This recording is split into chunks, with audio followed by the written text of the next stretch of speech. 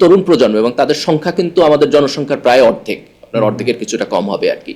একইভাবে আপনার আসিফ এবং মাহফুজ সরকারে আছে, তাদের সাথে নতুন দলের সম্পর্ক কি হবে, that's a very crucial question. নতুন রাজনৈতিক দলের ফান্ডিং কোথা থেকে আসবে, তারা কোথা থেকে টাকা পয়সা পাইতেছে, সেটা তারা ডিক্লেয়ার করতেছে কিনা এবং তার আয় ব্যয়ের হিসাবের জায়গাটা আছে কিনা। আওয়ামী লীগ, বিএনপি, জাতীয় পার্টি, জামাত, বামপন্থী, বিভিন্ন কমিউনিস্ট পার্টি, এই যে দলগুলো আছে, এই দলগুলোর মাঝখানে নতুন একটি দল হচ্ছে। What would be the difference between all the political party and them? আচ্ছা, এই নতুন দল মূলত হচ্ছে আপনার গণ অভ্যুত্থানের মধ্য দিয়ে তৈরি হচ্ছে। যারা গণ অভ্যুত্থানে নেতৃত্ব দিয়েছেন, তারপর গণ অভ্যুত্থান থেকে সরকারে গিয়েছেন এবং বয়সের দিক দিয়ে তরুণ। তো এই গণ অভ্যুত্থানের মধ্য দিয়ে তরুণদের একটা রাজনৈতিক আকাঙ্ক্ষার বহিঃপ্রকাশ হয়েছে, একটা জেনারেশনাল পার্থক্য আছে আগের যে রাজনৈতিক দলগুলো। তো সেই জায়গাটাতে এই তরুণরা, এই তরুণ প্রজন্মের আকাঙ্ক্ষাকে ধারণ করে একটা রাজনীতি ডেভেলপ করার জন্য চেষ্টা করতেছে। আমি এটাকে খুবই অ্যাপ্রিসিয়েট করি, কারণ গণ অভ্যুত্থানের পরে আমি খুব কনসিস্টেন্টলি দুইটি কথা বলতে চাইছি। একটা হচ্ছে যে এই তরুণ প্রজন্ম এবং তাদের সংখ্যা কিন্তু আমাদের জনসংখ্যার প্রায় অর্ধেক, আপনার অর্ধেকের কিছুটা কম হবে আর কি। তো এদের রাজনৈতিক পার্টিসিপেশন লাগবে। এটা আমরা দুইভাবে নিশ্চিত করতে পারি। একভাবে হলো যেগুলো আমাদের এক্সিস্টিং পলিটিক্যাল পার্টি আছে, তারা তরুণদেরকে আগায় নিয়ে আসবে, যাতে করে তারা তাদের রাজনৈতিক প্রক্রিয়ার মধ্য দিয়ে আপনার উপরের দিকে উঠতে পারে।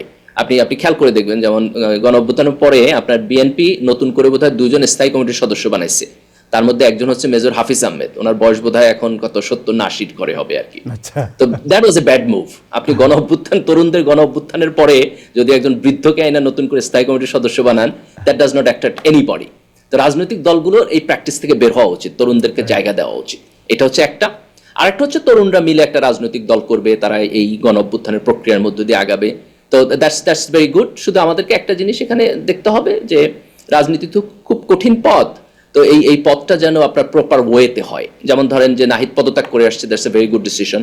কারণ সে যদি সরকারে দেখে, একই সাথে যদি সরকারে থাকে এবং রাজনৈতিক দল করে, তাইলে পরে আপনার সেখানে কনফ্লিক্ট অফ ইন্টারেস্টের প্রশ্ন আসবে।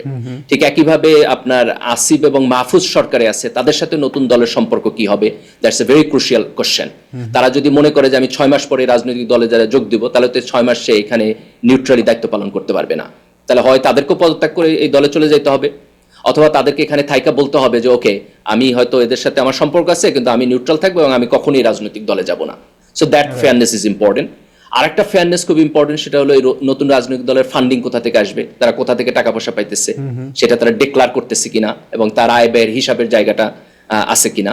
তো এই জিনিসগুলো যদি প্রপার ওয়েতে হয় এবং তরুণদের রাজনৈতিক দল দ্বারাই, আমি মনে করি বিএনপি এবং জামাতের উচিত তাদেরকে ওয়েলকাম করা, কারণ আমাদের গণতান্ত্রিক স্পেসের মধ্যে যে কেউ আসতে পারে। এবং thank you so much, thank you. Ahsan ভাই, আপনাকে